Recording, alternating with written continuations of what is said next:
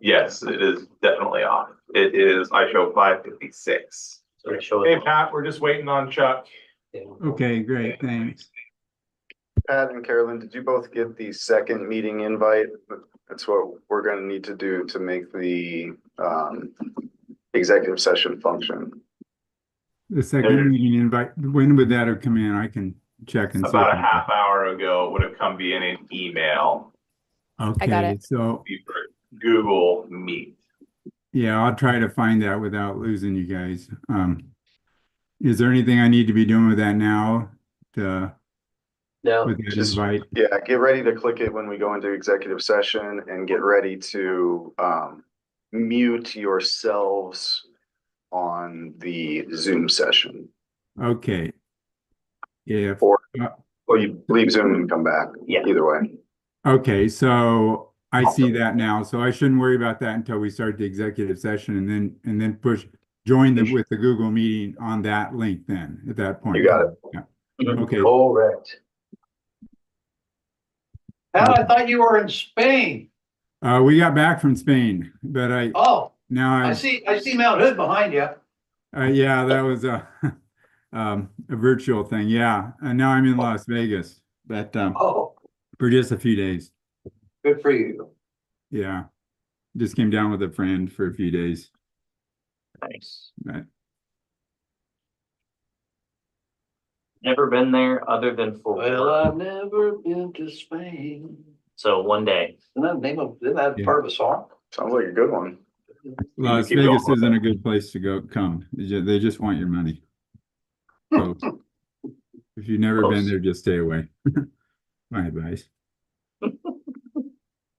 That's fair. My laptop takes forever to boot up. Yeah. Oh, it's really ridiculous. You leave it off the whole time?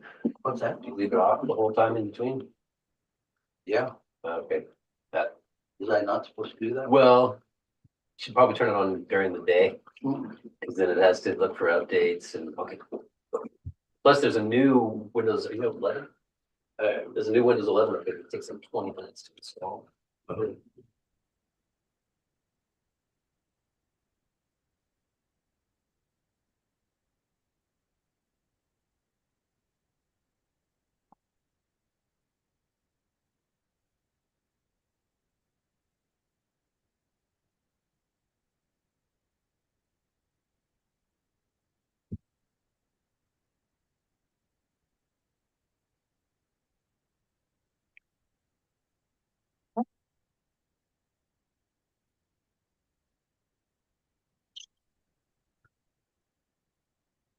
All right, next up meeting 6 o'clock. Thank you all for being here. Braving the rain.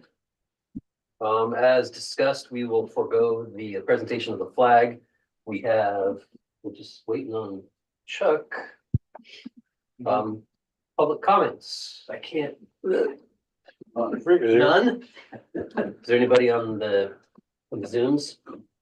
I see no other attendees on the Zoom, Mr. Mayor. Very well. There have been no changes to the agenda since it was published, so let's dive into the budget discussion. So, as discussed at the last meeting,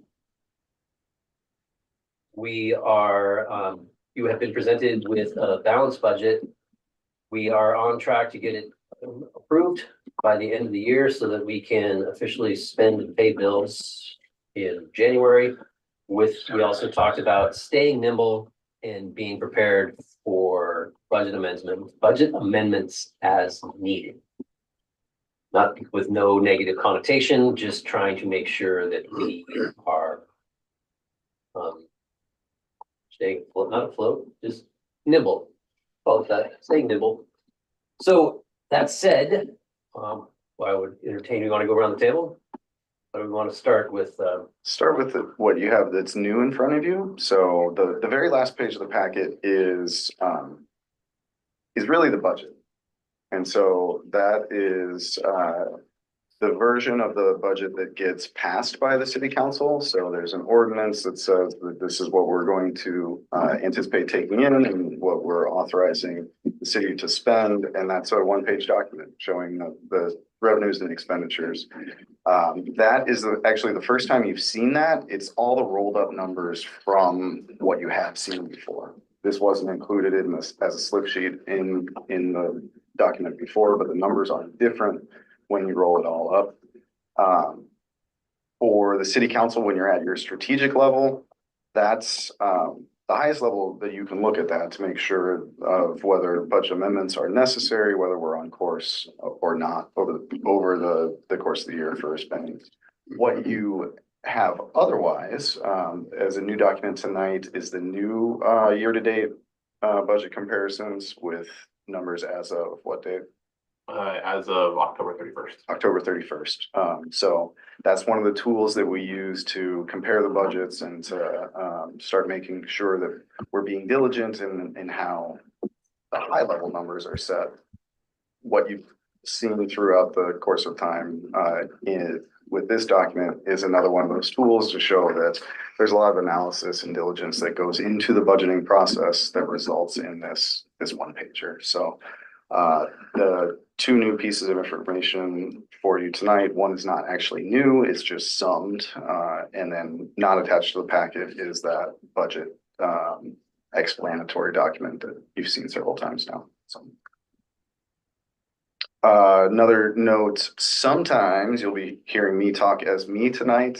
Sometimes you'll be hearing me talk as Lucy tonight. So Lucy doesn't have a voice. And so I'll be very clear when I'm speaking for So is she gonna Lucy. put her hand behind your back and move? She'll be typing on her screen and I'll be able to read the note in this way. We want to go around. I came in and spoke to Ben about a couple of questions that I had, but just to, like, one of the questions I had was sales tax, our actual versus what we're anticipating. Like, the actual was pretty low, but I was assuming that was because the sales tax generated doesn't have, well, obviously doesn't for the year, it doesn't have November, December in it, and those are pretty big months. Like, those are, from working retail, December or November was as big. Like, there was a week in November that was as big as any other month for the rest of the year. So those numbers will change, and we look back come January to see more accurate figures on that. But I did, like, that was a question I had. I was like, I want to make sure I'm looking at this right, because I think I am, but I would rather ask the question than not. And then he brought up to me something that I hadn't thought about, was that we are paying sales tax on a lot of things that are happening at the water treatment center that we won't have to be paying on it as they finish construction down there. So those, We do that. right, but we don't have to keep paying on it. Like, it's, the numbers might go down a little bit in that, but we won't be, what we're spending will also go down. So those numbers kind of balanced out. So a couple of the questions that I had were already cleared up for me, but I just wanted to mention, because you guys weren't in the room when I had that talk. So that's mine. So we can keep going. Whoever else wants to talk now. You wanna have Pat? Go for it, Pat. Oh, no, I don't have any questions other than what was just said. So as a governmental entity, it's not like we're exempt. So we have to pay the same sales tax as anybody else. Is that true? Correct. Mostly true. Yeah, mostly true, yeah. For, I think it's just street projects, we don't pay sales tax on the street portion of it, but if we do a utility project that has the street on top of it, we pay it on the utility project, not on the street project, So for the most part, yes. for the most part, yes. So then the only other question is that I have right now is, do you know how much, so next year, and maybe that's in the document, I just missed it. Next year, how much will we save that we're having to pay this year that we won't be paying next year on the sales tax? If you know. Wouldn't be in that document. It'd be easy to calculate the percentage that we're still expected to pay for the wastewater treatment plant versus what we've already paid times the sales tax rate, but that part won't be in the budget document. But like I was kind of alluding to earlier, we are paying sales tax, but don't forget, we get a portion of sales tax too. So we're actually gonna miss out on Okay. some of the income that we've been getting From from our the own payment. projects. Right. Right, okay, yeah, okay. Those are just all the questions I have right now. Thank you. Thanks, Pat. Lucy, how's your typing skills? You feeling good? Just a volume button. Right here. Should I not do it? Or you just, I messed that all Turn it up. up more for Rick. Pat, can you just say something real quick to make sure that I have the volume all right? Yes. So, what would you like me to say? Okay. That was perfect, Pat. I appreciate it. Thank you. Okay. You had a chance there to get me to say whatever you wanted. but you missed it, I could have so served you up good. won't do that again. Okay, see ya. Alright. Okay, Overall, I think the budget looks really good, considering the amount of cuts that we had to make. One of the concerns that I have is, Ben and Anders and I have had this discussion about how we show, our wages and benefits, and how we come up with those different salaries that are within the budget itself. Because it's a mix of people that are putting into different categories of the budget. Having said that, I have not found anywhere within the budget where it shows overtime and the amount of overtime that we pay. Now, I know that and don't get me wrong, I love our guys that work for us. I am concerned that we work correct me if I'm wrong, we work a 4-day work week, Monday through Thursday. And then on Friday, we have someone assigned on overtime to go down to the plants and take care of that. And then there's also someone on overtime, or should I say call back, and we pay out for that as well. So to me, a 4-10 schedule, especially during the winter time,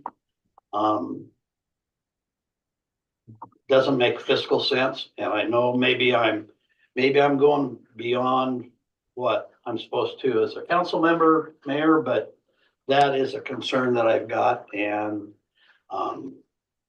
I would just like to take a look, have staff or whoever take a look at that to maybe we can work through something where we're not putting out that kind of money for those things. We actually spent quite a bit of time talking about that this morning. We batted around a few different ideas. We'd like to get some input from Public Works staff. Absolutely. And run these ideas. Have it be a collaborative effort. Just say, Absolutely. okay, this is what we're looking at. This is what we're trying to fix. What are your guys' thoughts? So, yeah, it's definitely on the radar. Okay. All right, I just wanted to, that's the only real concern that I've got. Of course, I've got concerns about how we show who's getting paid for what and everything, but that's for another time. So Carolyn, Right now, we're trying to survive. right, Carolyn, did you want to chime in? I know that we did talk at length, and I wanted to make sure that you had hear your voice on that. No, I think you summarized it well, but yeah, I would agree. They probably have our crew that does come in on the weekends and on Friday would probably have some ideas on how to reduce overtime wherever possible. So if it's a box we want to open, know that it's not going to be popular. But I do anticipate that there would be some savings there. I don't know how there couldn't be. So we can open that box. There's a lot of different options that are available. So I will initiate the conversation. Carolyn, do you want to talk about the plowing schedule or as an example of how you've tried to manage that staff cost last year? Yeah, I mean, it's something that I don't know that we did any true effort to quantify it, but we did a different. So when I first started, plowing was something that it snowed. Everybody came in, they plowed until they were deadbeat, tired, exhausted.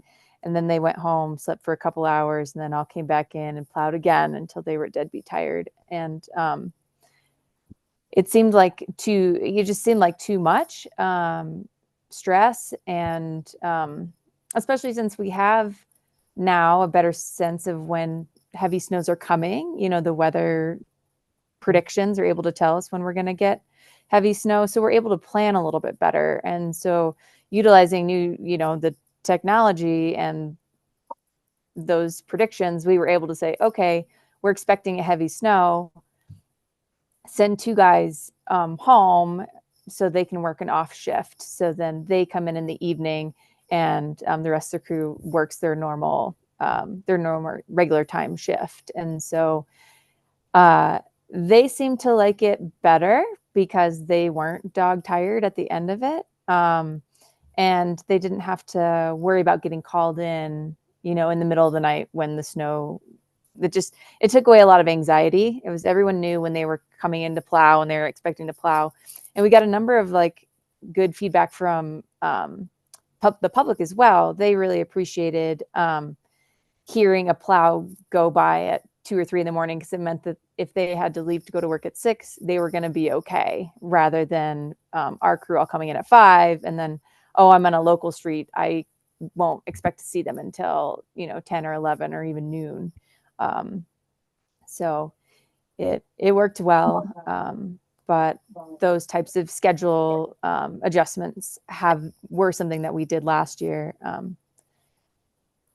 but those are a little more ad hoc. It sounds like what we'd be evaluating would be something more standard. So the standard schedule of staff time. Carolyn, do we have a priority list on which roads get plowed first? Similar to the county. The county has a 1, 2, 3, 4, 5 on the back of a lot of their signs, which shows the plowing. They plow arterials, those kinds of things first, and then they start with secondary roads and so on and so forth. Do we have a plan like that, or how do you go about doing that? Yeah, it's structured the same. So major arterials are first, and then they move into local streets after those are cleared. So Okay. yes, it's the same. I think it's posted on our website, but nobody loves to know that they're on the last priority. So we try to keep it a little broad. That's why I have a tractor. Yeah, fair enough. Neighbor.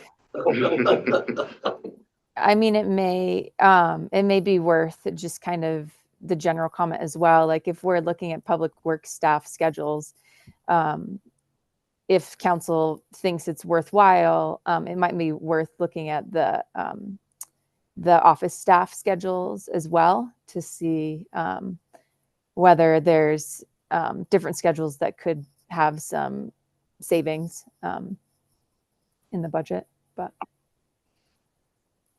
Sure. I don't know what those Thank look you. like. Mm-hmm. I have a few questions if now's the time on that. Go for it. I just was curious how long we've been doing the 4-hour shifts, and I'll just put all my questions or comments together, and then anybody can answer them however they want. How long we've been doing that, and then I understand the rationale for keeping the people that are out on the street doing the work, the physical work, happy. So I totally get that, and I say that coming from a union background, so where I always advocated for the workers, and so. But on the overtime thing, I'm curious, and nobody has to answer this now. The way we're doing it now, if they work a 4-day work week, 10-hour shifts, how much of that overtime is on fixed things that are unavoidable? And then how much is on the variable stuff? Like, well, it snowed and then that means people have to come in on a bunch of overtime. So that's just something that struck me as being curious about if anyone knew. And then secondly, if we were to stick with 4-day work weeks, or that were determined that was the best, I mean, the budget could survive that and that was good. Is there a way to rotate those to where not everybody has the same 4 day? There are some people working on Fridays that are able to do some of that work. It's just a question, those aren't statements. So like, and I'll just be quiet now so I don't have to re-ask the questions, but so people don't forget what the questions were that I asked. Pat, this is Dave. I think those questions are valid questions. I don't know. I think that as we move forward, I'm hoping that there's going to be dialogue between, the actual boots on the ground personnel and then the city staff as well. And hopefully we'll be able to address a lot of those questions. Yeah, and so the only question maybe somebody could answer tonight, those are just the thoughts I have. The only questions maybe could answer tonight is I'm just curious how long we've been doing the 4 days. Has that been a long-standing practice, or is that something that just started the last year, the 4 10-hour days? Yeah, I can take a stab at all of Pat's questions. But yeah, how long have we been doing 4 10s? It was something where there was a rotation. So during the summer, spring, fall months, they would work 4 10s and then they would switch to 5 8s in the winter. Okay. And then when I started, it was expressed that they would like to continue to work 4 10s through the winter. And I evaluated it with the city administrator, and it was something that we felt that we could do at the time. So it's been a couple years at least, but through the winter it started with me.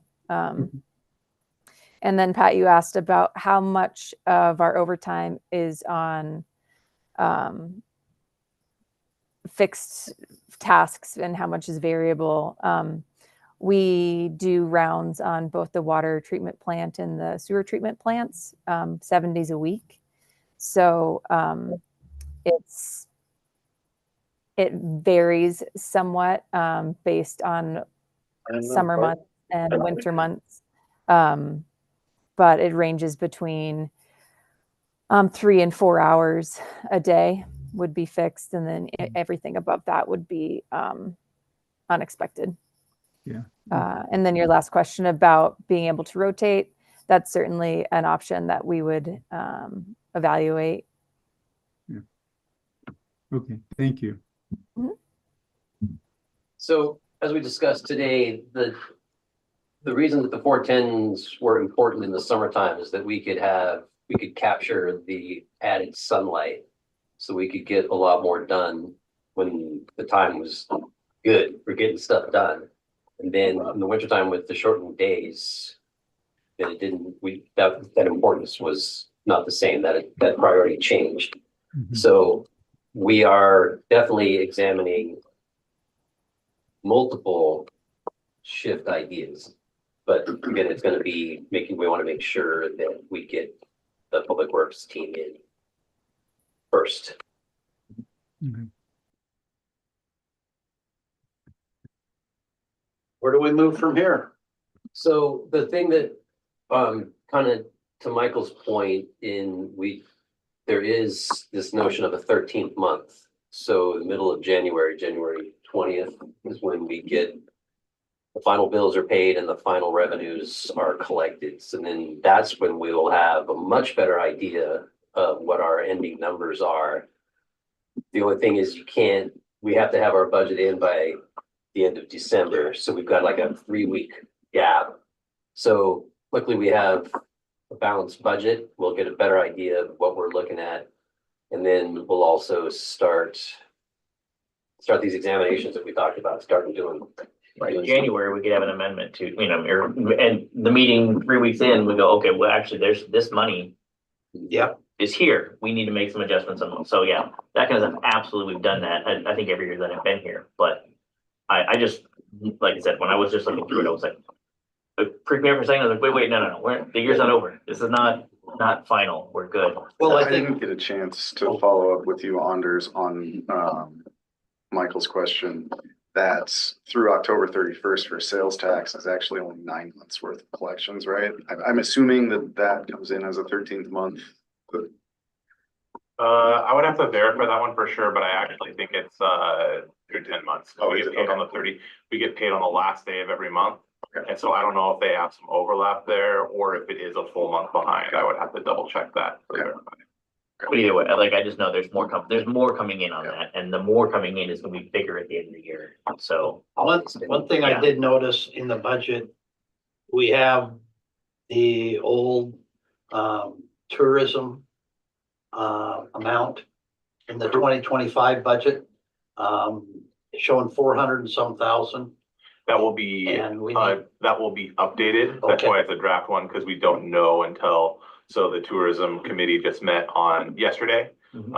And they will have another meeting on Monday to Right. finalize the recommendations. And then at our Thursday meeting, the proposals will go before you guys as part of your packet. And it'll be part of the, your ability to approve those. Once they've been approved by council, we'll know how much there will be, and then I will adjust make that the number adjustment on the, within that budget, exactly. great. Yeah, I just wanted and to the double nice check thing that. about that one is it doesn't really affect anything else. It's fully Right. within that tourism fund.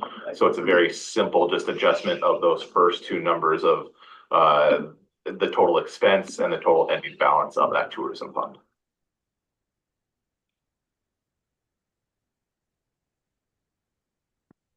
Some things to note too. The conversation about public works crew and their hours is something that we can initiate. We've also been looking at staff costs when it comes to development review and project initiation or planning when it comes to the public works director's time. So right now, development review costs hit the ratepayers, the water and sewer ratepayers, and the fee payers for application fees. If those application fees are under, it's the water sewer ratepayers that are filling the gap there.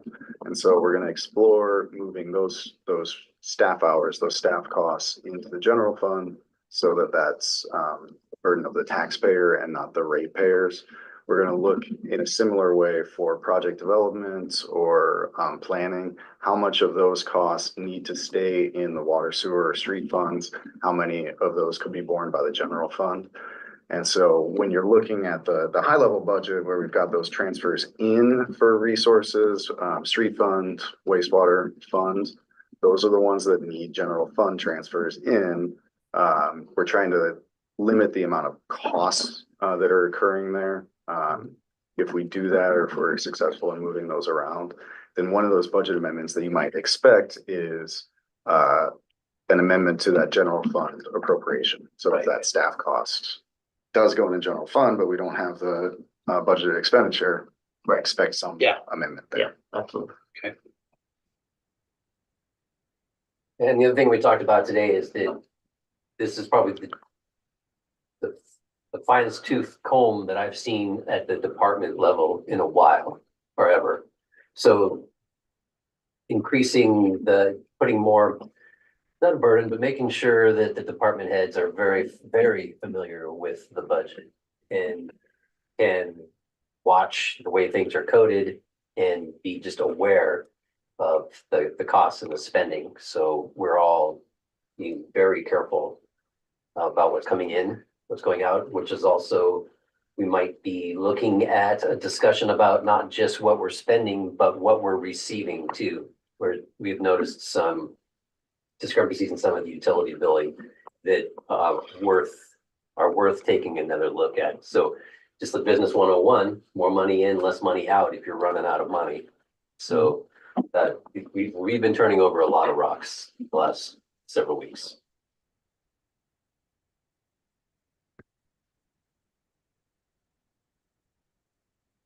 what do we need to do in there with the? That's it?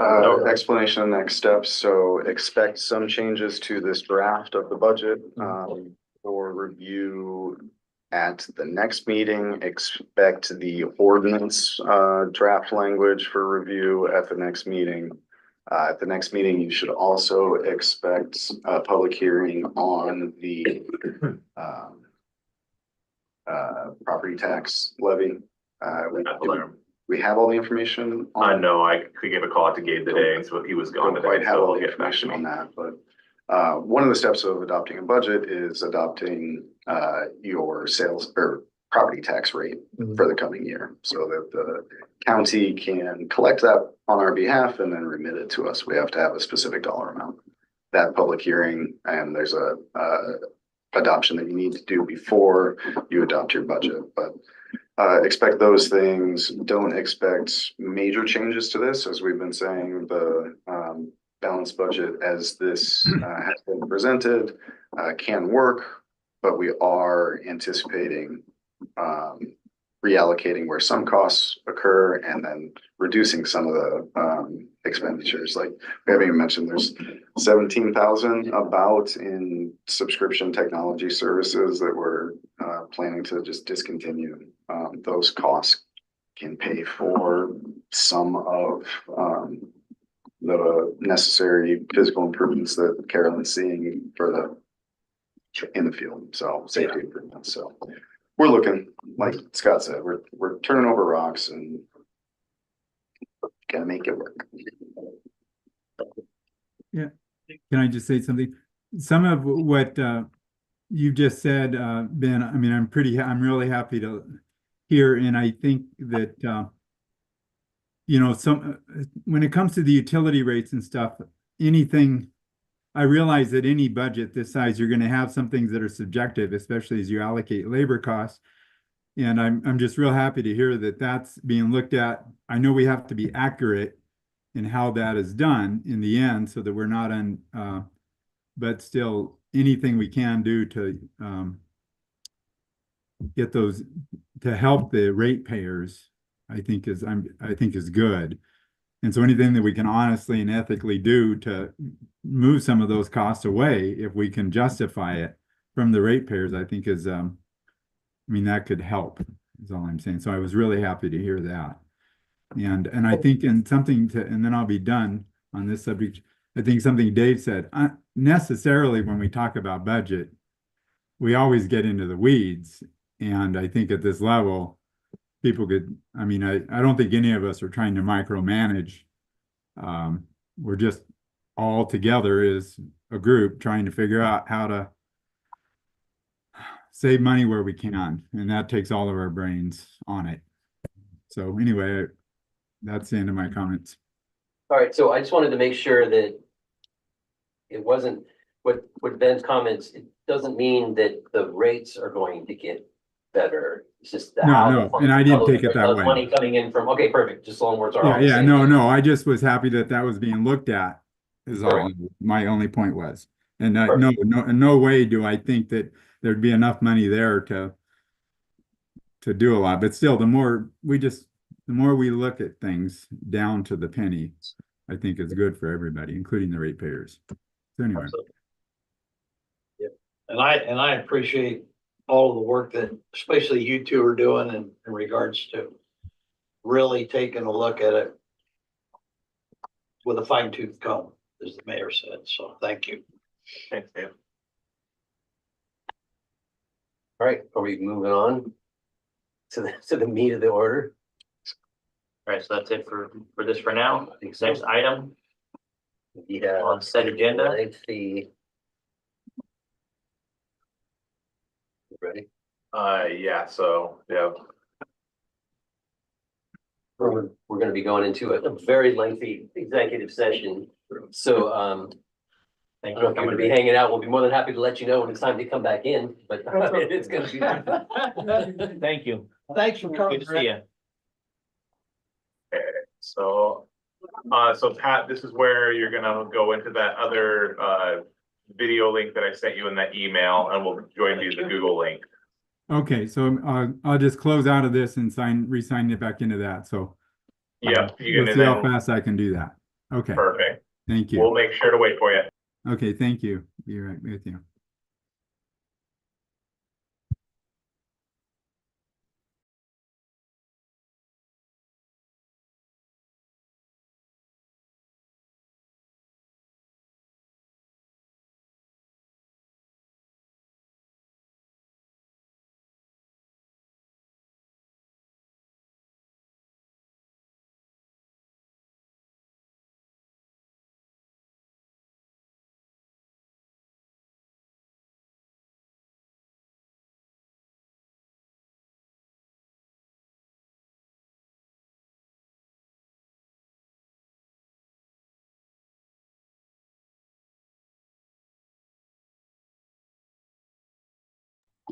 There you go. But then How about now? but then that's unmuting us on the Zoom.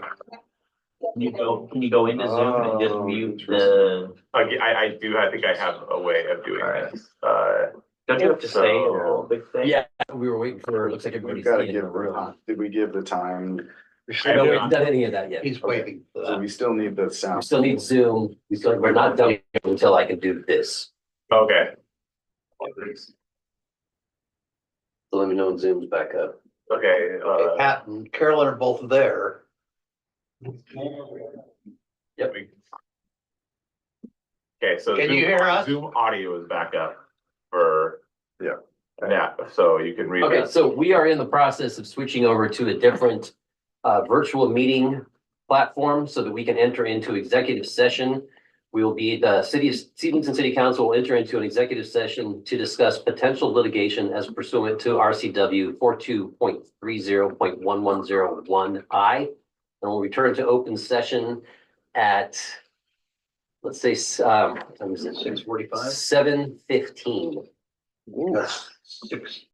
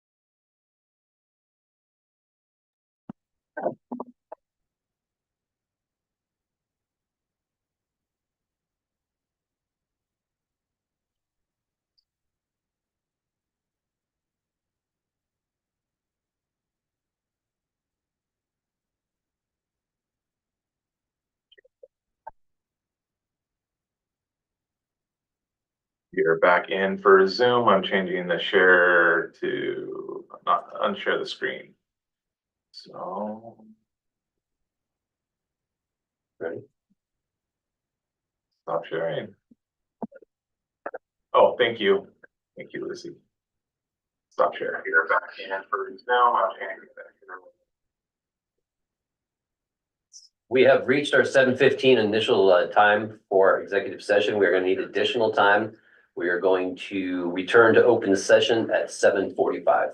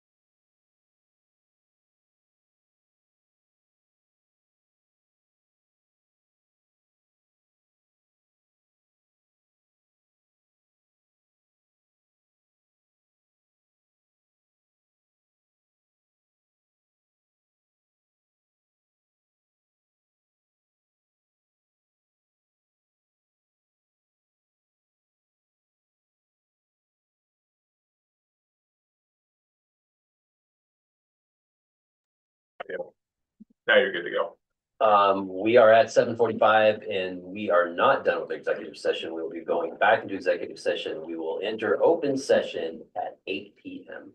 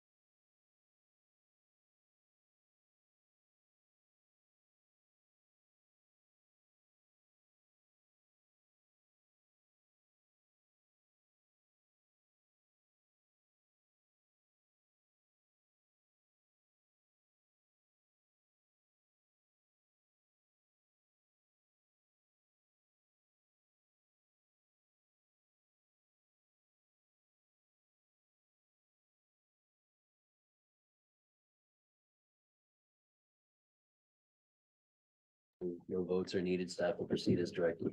Yes, as discussed. As discussed. Okay. Your video are on, we're done sharing, you should be good. Okay, we're back to open session. There is no action needed by city council on these items. Staff will proceed as ready, as discussed. So at 8:01, I would like to adjourn the meeting. And you can collect all these.